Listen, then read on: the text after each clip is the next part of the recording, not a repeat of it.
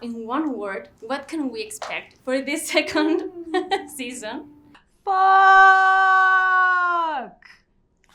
Yeah, that. And if you can't use that, yeah, that's about it. The one when people ask me, I always say it's emotion. What do you think is the strength of Rhaenyra in front or over her brother? She's partly because she's a woman. I think probably Rhaenys thinks too that there is, she is the best in the circumstances. She's the best person for the job insofar as she's smart. She's sensible. She uses caution when it's necessary, and she's learning. She's growing.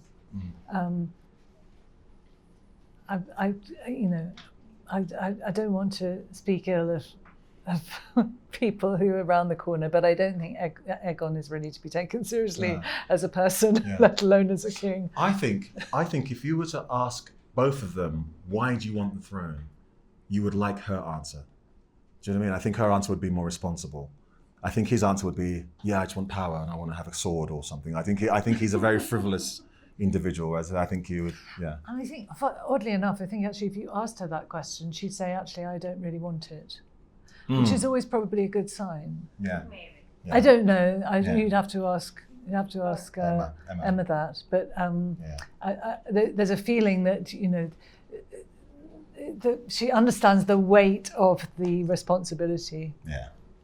Well, you are going to cover her, and you are wiser than her, maybe. So you are going to make some, say some words to her, because she deserves the throne, maybe. Yeah, absolutely. I mean, it's just whether she has the wisdom to listen to that advice.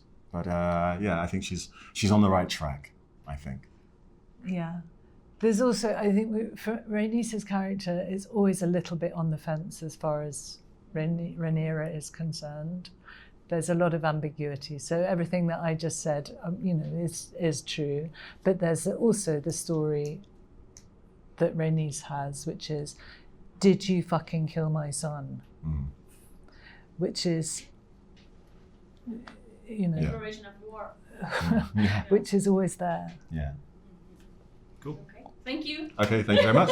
Cheers. Yeah. Thank you for That was kind of weird. Yeah. Almost, because when you do hold it, your voice sounds louder. Try it. Oh my god, yeah. Oh my god, it does, yeah. It does. It's really weird.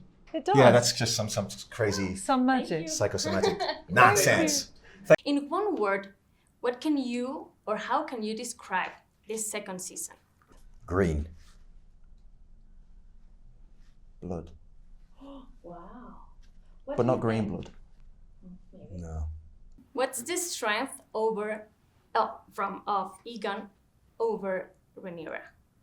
Well, we've definitely got Vhagar on our side, and a young man who rides Vhagar. Deadly, a killer, cold-blooded killer. Damn. What else does Aegon have over Rhaenyra? I think Aegon has a sense of humour for a start, but he's driven. He's completely insane. He's vulnerable and yet powerful in his fearlessness and his willingness to take the throne and to own the Iron Throne as his own, rather than being apologetic or trying to get rid of it like he was originally. He's now embracing it. So I don't know. I think just the Greens are better in general. Yeah. With you all the way, brother. Love that. You think that he deserves to be the king? Yes. Yep. Yes.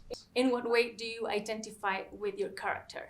That's a good question. I always go back to that 10-year-old kid, who was bullied and neglected by his family, bullied relentlessly by his brother. No. Yeah, day in, day out. It's all fun, mate.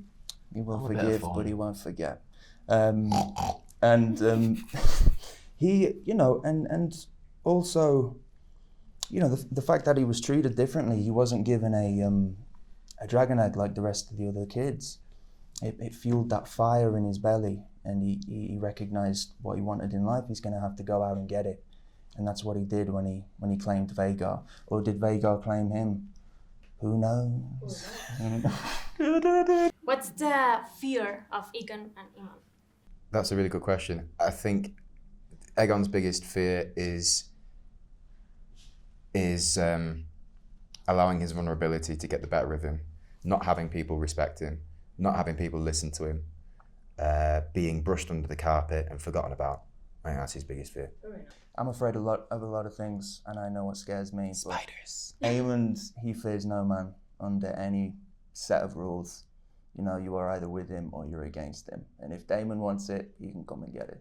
He's got a phobia Mic of drop. marshmallows, though, hasn't he?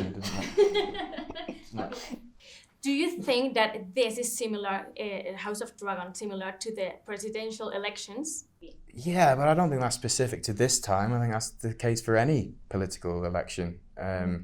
It's a tale that keeps repeating itself, isn't it? This whole going against another party for power and for control.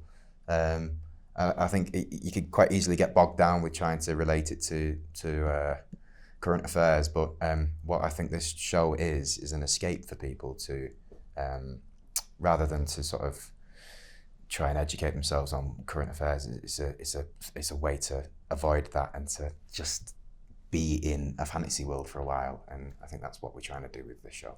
Why do you think that in America, Latin America, we have a great success in this series? Oh God, that's a good. I don't Maybe really that's know. more of a question for you. I don't particularly know the answer. Yeah, I think if we lived here, we'd have a better idea. But I think that's the great thing about the show. It can reach far and wide across the world. I don't know if there's an invested interest in English monarchy, history of all that. Because I know. We don't have it. No, exactly. Well, kings and queens and all that stuff. You know, we still have that in the country now, and have a rich history of that. So yeah, maybe that. I don't know. Open wide. Open wide. Get away from it. It's the choo-choo train. Sorry.